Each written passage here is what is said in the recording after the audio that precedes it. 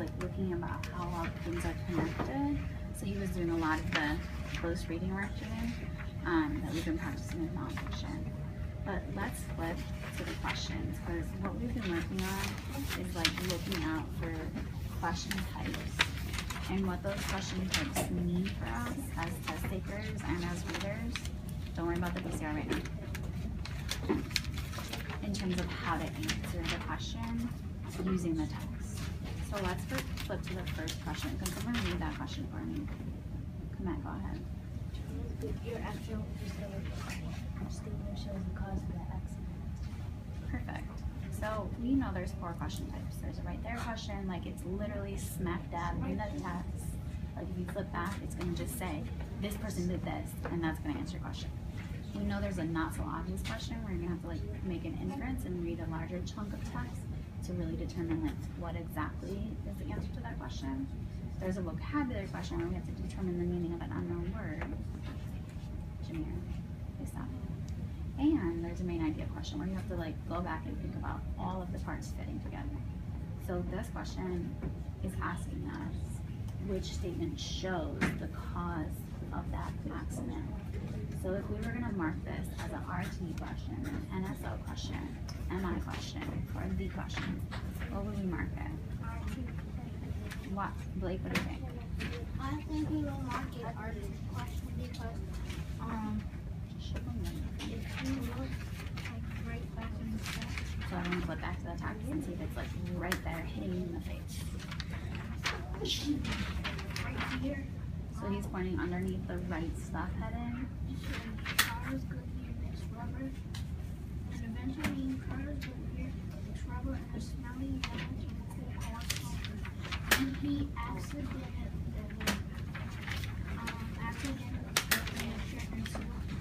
onto a hot stove.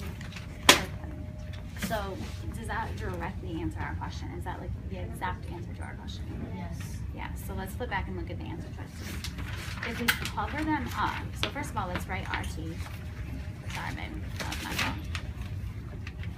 If we cover up the answer choices and we just answer the question using what we know from the text, so literally take your hand and cover up all the questions, like all the answers. Using what Blake just read to us, smack from the text, what would we say the answer was? Jameer? He accidentally poured it on the stove. He accidentally poured it on the stove. That's exactly what Blake said. So lift your hand up and reread those question type answers. Like which one says that he accidentally poured it on the stove? Blake. D. You're exactly right. So D was the correct answer. So you guys all got that right. And I saw you guys flipping back and forth to the text, and that's perfect. Sometimes these right there questions can trip us up because we think like maybe there's something else going on. So it's always helpful to label it so you know I have to find the answer in the text because I know I read it there. I know it's there. Then cover up the choices and find the one that best matches after you've already come up with your own answer. So let's go to number 2. Demi, can you read that one out loud? Wait, can you sit up there? How did rubber get its name? What do we think about that, Jameer? And he decided to discover that. Nope. What do we do first? We have to decide what type of question it is. Come on. It's a right there question. Yeah, it's exactly right. It's a right there. So write RT. This is another one where you literally have to just flip back to the text. So can somebody find me the answer in the text for this question? Like, find it for me. Demian, where is the answer to this? That's okay. She's rereading to find it. For you, I found it. It says, sample got to you in the early 1700s started searching for your own ways to use it in 1770. An English chemist named Joseph Wesley discovered that the gummy stuff could rub out. Okay. So flip back to the question. Cover up the answers.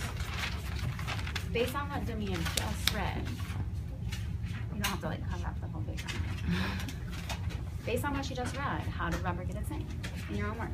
Come on. They could, they found that the stuff that we use in our erasers can rub up. Perfect. You could rub that pencil marks. Okay, lift your hand up. The pillow. Which one matches that? D. What do you think? What do you think? What do you think? D. Yeah, exactly. It's says, English scientists discovered that it erased pencil marks. So first you have to label the question. Depending on what type of question it is, you have to read a small chunk, a big chunk, or maybe the whole passage again.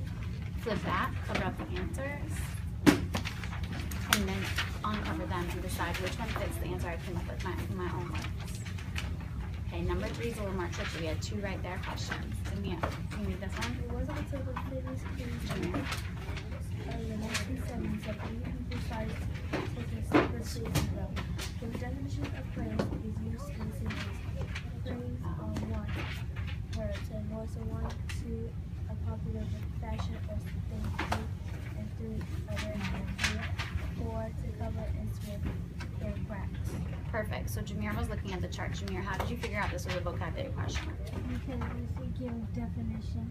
Because it's asking you for a definition of a word. And the vocabulary question, like, is literally just asking about a specific word. This one's pretty complex, and that's because we're in the red-orange group. So it's asking me which definition best fits the way it's used. Because obviously it gave us all of the definitions, but now we have to pick amongst them. So how would I go about answering this question? Blake. I think you would choose B. I would just magically know it was B. No, I think you would know it was B because Take me through your process. What would you do first? it said it wasn't until the fitness or popular fashion. I used the word instead of I used the definition instead of phrase instead of the word, and it doesn't make sense if you read the whole sentence and it said it wasn't until the fitness until the fitness Okay. So what I'm hearing from you is like you reread it and inserted all the possible answers, and you picked the one that fit best. What else could we do to figure this out, Jameer?